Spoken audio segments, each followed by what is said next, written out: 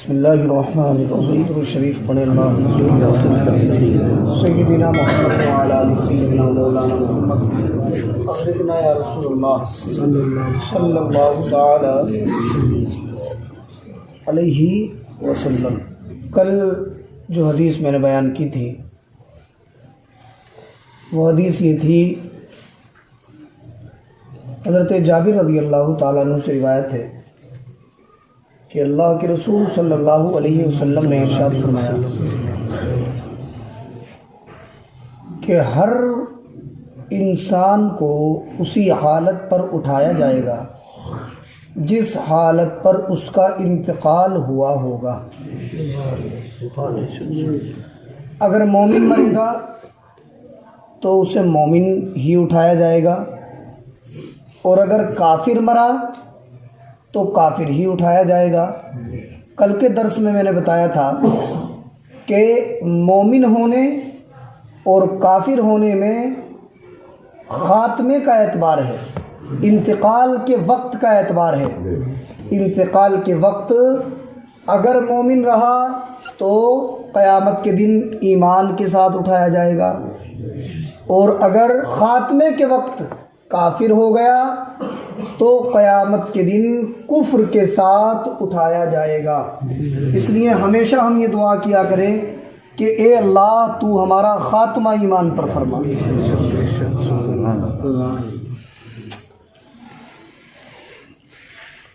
اور میں نے کل ایک صوفیوں کا، ولیوں کا، اللہ کے ولیوں کا قول نقل کیا تھا۔ وہ فرماتے کہ انسان دنیا میں جو مشغلہ کرے گا، جو کام کرے گا، تو اللہ اسی کام کے ساتھ اسے موت عطا فرمائے گا، اور پھر اسی کام کے ساتھ اسے قیامت کے دن بھی اٹھایا جائے گا۔ تو میں نے بتایا اگر ہم دنیا میں اللہ کا ذکر کریں گے تو اللہ مرتے وقت بھی ہماری زبانوں پہ اپنا ذکر جاری فرما دے گا، اور پھر قیامت کے دن بھی ہم اللہ کا ذکر کرتے ہوئے اٹھیں گے انشاءاللہ۔ اب ایک حدیث سنیں آپ، یہ حدیث کے راوی ہیں حضرت ابو ہریرہ رضی اللہ تعالی عنہ۔ عن ابی ہریرہ قال قال رسول اللہ صلی اللہ علیہ وسلم ما رأیت مثل النار نام حاربها ولا مثل الجنۃ نامہ طالبها، رواہ الترمذی۔ اس حدیث کو امام ترمذی نے اپنی جامع ترمذی کے اندر بیان کیا ہے۔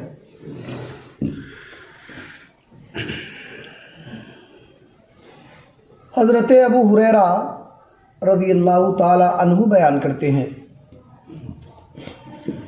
کہ اللہ کے رسول صلی اللہ علیہ وسلم نے ارشاد فرمایا کہ میں نے دوزخ کی طرح خطرناک، سخت عذاب والی، سخت ہولناک چیز نہیں دیکھی کہ جس سے بھاگنے والا سو رہا ہو، اور جنت کی طرح عیش و آرام والی، نعمتوں اور لذتوں والی کوئی چیز نہیں دیکھی کہ جس کو طلب کرنے والا بھی سو رہا ہو۔ ابھی اس حدیث کا مطلب اچھی طرح سے آپ کے سمجھ میں نہیں آیا ہوگا۔ یہ سرکار کا فرمان تعجب کے طور پہ ہے۔ سرکار یہ فرمانا چاہتے ہیں کہ دوزخ بڑی خطرناک چیز ہے، بڑے خطرناک عذاب والی چیز ہے۔ دوزخ کی آگ بڑی خطرناک ہے، دوزخ کے شعلے بڑے خطرناک ہیں، دوزخ کے مختلف قسم کے عذاب بڑے خطرناک ہیں، مگر تعجب ہے لوگوں پر کہ ہمیں دوزخ سے دور رہنے کے کام کرنا چاہیے، مگر پھر بھی ہم اس سے غفلت میں سو رہے ہیں اور اس سے بچنے کے کام نہیں کر رہے ہیں۔ اور پھر سرکار نے فرمایا کہ جنت بڑی نعمتوں والی چیز ہے، جنت بڑے عیش و آرام والی چیز ہے۔ وہاں کی حوروں کا جواب نہیں، وہاں کے برتنوں کا جواب نہیں، وہاں کے پھلوں کا جواب نہیں، وہاں کے خدمت گزاروں کا جواب نہیں۔ سرکار فرماتے جنت بڑی نعمتوں، لذتوں، عیش و آرام والی چیز ہے، تو اس کی طلب میں ہمیں رات دن ایک کر دینا چاہیے۔ مگر تعجب ہے مجھے لوگوں پر کہ لوگ اسے طلب بھی کرنا چاہتے ہیں اور پھر بھی غفلت میں پڑے سو رہے ہیں۔ یہ حدیث رسول کا مطلب۔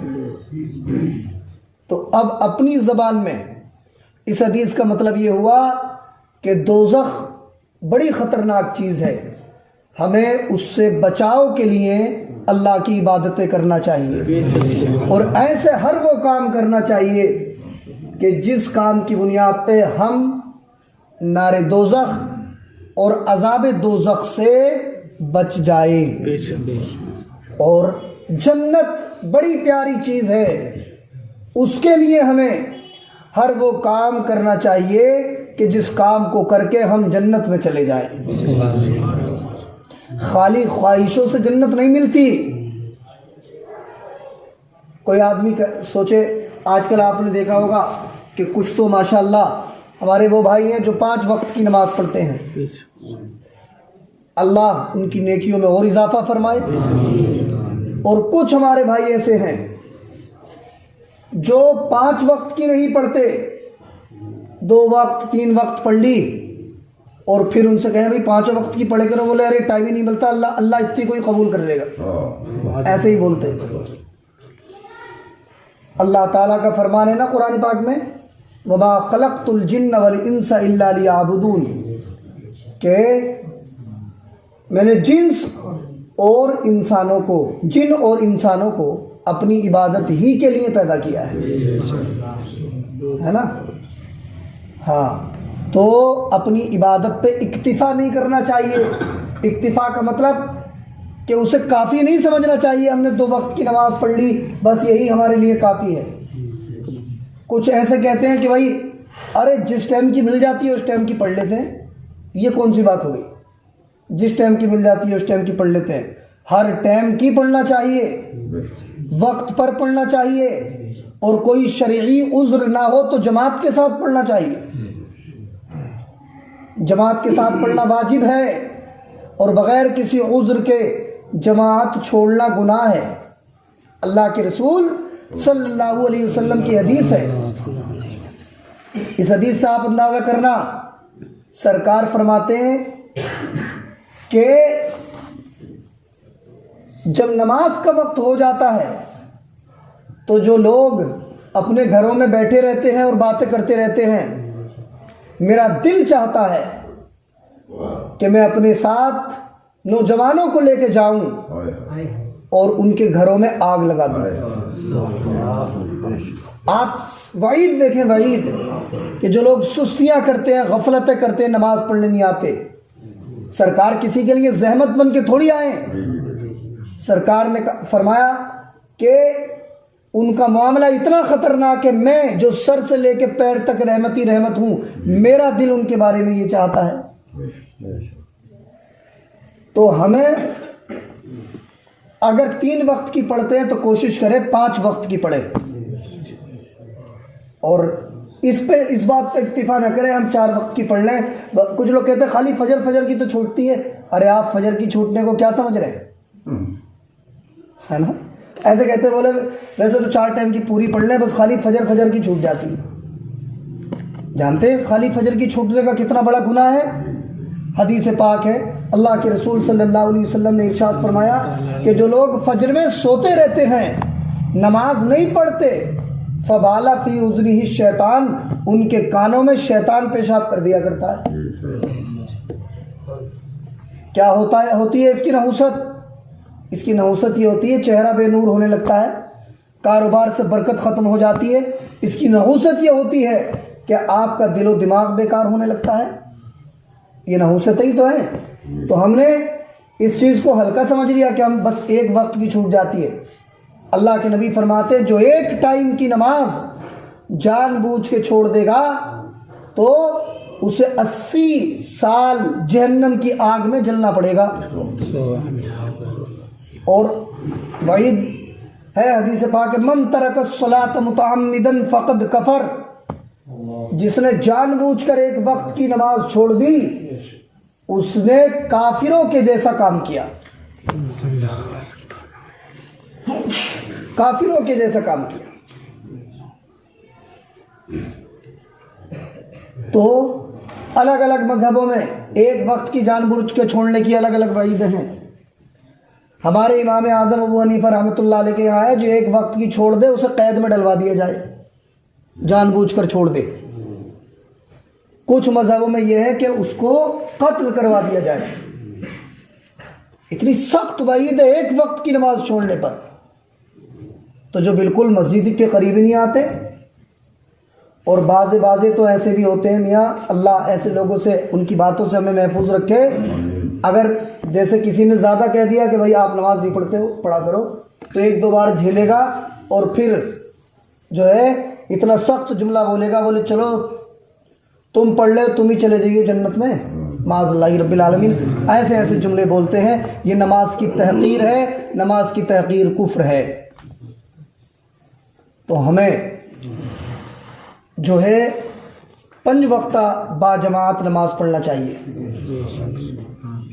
اور ہم اگر دوسرے کو دعوت دیں تو ہمارا انداز بھی بہتر ہونا چاہیے. یہ نہیں کہ ہم اگر کسی سے نماز کے لیے کہہ رہے ہیں تو ہم اس کے لٹ ماریں. ہمارے لہجے میں نرمی ہونا چاہیے، اور وہ ہمیں اگر لوٹ کے کوئی جواب بھی دیتے تو برداشت کرنے کی چھمتا ہونا چاہیے، طاقت ہونا چاہیے. ہاں یہ نہیں کہ اگر اس نے کہا کہ میں نہیں جا رہا نماز پڑھنے تو آپ یا ہم اس سے لڑ پڑے کیوں نہیں جا رہا تو نماز پڑھنے، دوسرے دن پھر دعوت دیں اسے، اور پھر اپنی نماز پڑھ کے اس کی ہدایت کے لیے اللہ سے دعا بھی کریں. ایک نہ ایک دن تو اس کا دل موم ہو ہی جائے گا، اور پھر ایسی محبت اس کے دل میں آپ کی پیدا ہوگی کہ انشاءاللہ جب تک زندہ رہے گا وہ آپ کا ساتھ نہیں چھوڑے گا. تو سرکار نے فرمایا کہ میں نے دوزخ کی طرح کوئی شدید چیز نہیں دیکھی کہ جس سے بھاگنے والا غفلت میں سو رہا ہو، اور جنت کی طرح کوئی نعمتوں والی چیز نہیں دیکھی کہ جس کی خواہش رکھنے والا غفلت میں پڑا سو رہا ہو. مطلب یہ ہے دوزخ سے بچنے کے بھی کام کرنا ہے اور جنت کو طلب کرنے کے بھی کام ہمیں کرنا ہے. یہ حدیث. ایک اور حدیث دیکھیں، حدیث بڑی ہے، تھوڑی سے الفاظ میں آپ حضرات سے بیان کر رہا ہوں. عن ابی ذر قال قال رسول اللہ صلی اللہ علیہ وسلم انی ارا ما لا ترون واسمع ما لا تسمعون اتت السماء وحق لها ان تأتى والذی نفسی بیدہ ما فیہا موضع 4 اصابع الا وملک واضع جبہتہ ساجد اللہ واللہ لو تعلمون ما اعلم لزہدتم قلیلا ولبکیتم کثیرا وما تلذذتم بالنساء علی الفروشات ولخرجتم الى الصعودات تجأرون الى اللہ. قال ابو ذر یا لیتنی کنت شجرۃ تغضد. رواہ احمد والترمذی وابن ماجہ. یہ حدیث مسند احمد میں اور جامع ترمذی میں اور ابن ماجہ، یہ تینوں حدیث کی کتابیں، ان تینوں کے اندر یہ حدیث موجود ہے. حدیث بہت پیاری ہے. آپ حضرات اس کا ترجمہ سنیں اور غور سے جو باتیں میں بتاؤں انہیں سمجھنے کی کوشش کریں. اس میں عقیدے کی بھی کئی باتیں ہیں. حضرت ابو ذر رضی اللہ تعالی عنہ سے روایت ہے،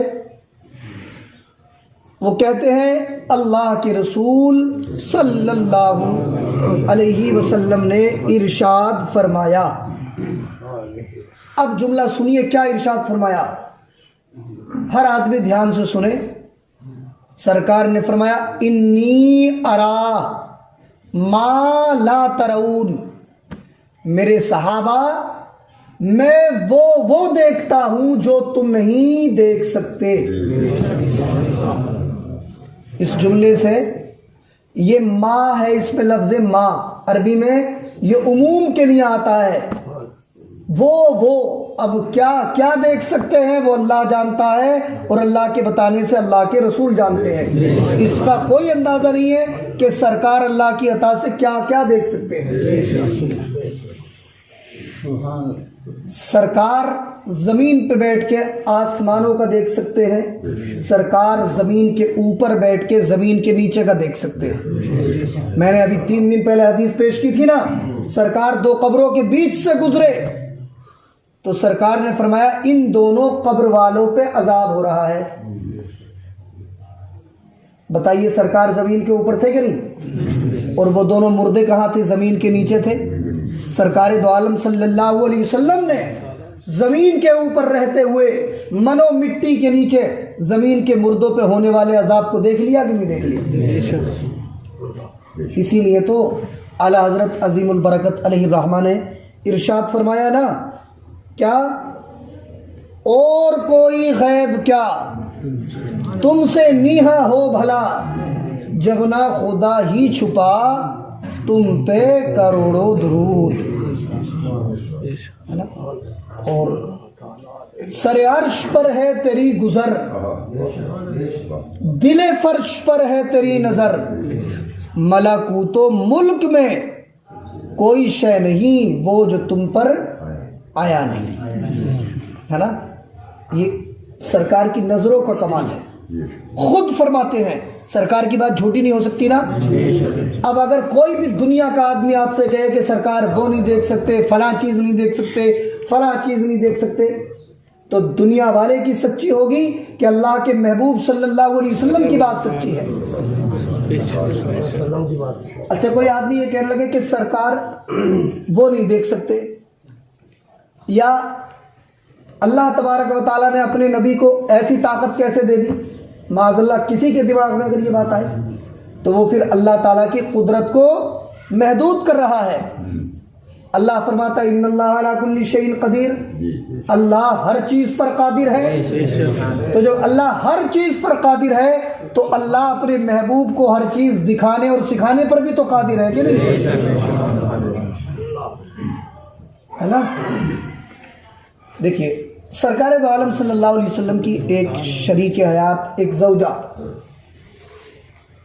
سرکار کی کئی ایک بیویاں تھیں نا بیک وقت، ایک زوجہ، سب کے الگ الگ کمرے بھی بنے ہوئے تھے، حجرے بنے ہوئے تھے، تو ان کے گھر میں یہ بات جو بتا رہا ہوں یہ اس جملے کی تشریح ہے کہ سرکار وہ دیکھتے ہیں جو ہر کوئی نہیں دیکھ سکتا۔ تو انہوں نے ان کے گھر میں بڑی خوبصورت آواز میں قرآن پاک کی تلاوت کی آواز آتی تھی، لیکن پڑھتا کون تھا؟ پڑھنے والا نظر نہیں آتا تھا۔ آپ سمجھ رہے؟ ہاں۔ تو ایک دن انہوں نے عرض کیا، یا رسول اللہ صلی اللہ علیہ وسلم، میرے حجرے میں قرآن شریف پڑھنے کی آواز آتی ہے اور بڑی خوبصورت آواز آتی ہے، مگر پڑھنے والا نظر نہیں آتا۔ تو سرکار نے فرمایا کہ تمہیں پڑھنے والا کیسے نظر آئے گا؟ اللہ نے میرے جسم کے ہر بال کے اوپر قرآن پاک کی تلاوت کے لیے ایک ایک فرشتے کو مقرر فرما دیا ہے۔ انی ارا ما لا ترون، میں وہ دیکھتا ہوں جو تم نہیں دیکھ سکتے، تمہیں وہ نظر نہیں آئے گا۔ تو سرکار دو عالم صلی اللہ علیہ وسلم کی عظمتوں کا کیا کہنا۔ ان کی، ہے نا، ایک شاعر نے کہا ان کے بول بہاروں جیسے اور اصحاب ستاروں جیسے، ان کی طرح نہ کوئی ہوا، نہ کوئی ہے اور نہ ہو سکتا ہے۔ ہمیں اس جملے سے یہ پتہ چلا کہ ہمیں یہ عقیدہ رکھنا ہے کہ اللہ نے اپنے نبی کو ایسی دیکھنے کی طاقت عطا فرمائی ہے کہ سرکار رہے گنبد خضرا میں اور پوری دنیا کو دیکھ لیتے ہیں۔ وہ تو سرکار ہیں، وہ تو سرکار ہے نا، سرکار کے غلاموں کے غلاموں کے غلاموں کے غلام سرکار غوث اعظم رضی اللہ تعالیٰ ہے نا، ان کی نظر کا کمال یہ ہے، وہ فرماتے ہیں نظرت الی بلاد اللہ کا خردلۃ علی حکم اتصالی، کہتے لوگوں مجھے اللہ نے وہ نظریں عطا کی ہیں، میں اللہ کے حکم سے پوری دنیا کے شہروں کو ایسے دیکھتا ہوں جیسے کہ اپنی ہتھیلی پہ رکھے ہوئے رائی کے دانے کو دیکھتا ہوں۔ اب آپ خود اندازہ لگائیں کہ جب غوث اعظم کی نظر کا یہ کمال ہے تو مصطفیٰ جان رحمت کی نظر کا کمال کیا ہوگا۔ اللہ مجھے بھی آپ کو بھی عمل خیر کی توفیق عطا فرمائے، اور اللہ پاک ہم سب کو نبی پاک صلی اللہ علیہ وسلم کے بارے میں اور اللہ کے بارے میں صحیح عقیدہ رکھنے کی توفیق عطا فرمائے۔ بسم اللہ الرحمن الرحیم، اللہم صلی علی سیدنا محمد وعلی آل سیدنا و مولانا محمد، ادرکنا یا رسول اللہ صلی اللہ تعالی علیہ وسلم۔ پروردگار دو عالم یہ درس و حدیث ہوا، اس میں اگر کوئی بھی قامی غلطی ہو گئی اللہ سے معاف فرما، یا اللہ ہم سب کو عمل خیر کی توفیق عطا فرما، خدا مالیوں سے بچنے کی توفیق عطا فرما، مولا ہم سب کو دوزخ سے آزاد کرانے والے اور جنت دلانے والے کام کرنے کی توفیق عطا فرما، یا اللہ ہم میں آپس میں اتفاق و اتحاد پیدا فرما، ہمارے گھروں سے بے برکتی بے روزی کو دور فرما، یا اللہ ہم سب کو نیک اعمال کی توفیق عطا فرما، صلی اللہ تعالی علی خیر خلقہ محمد و آلہ و صحبہ اجمعین برحمتک یا ارحم۔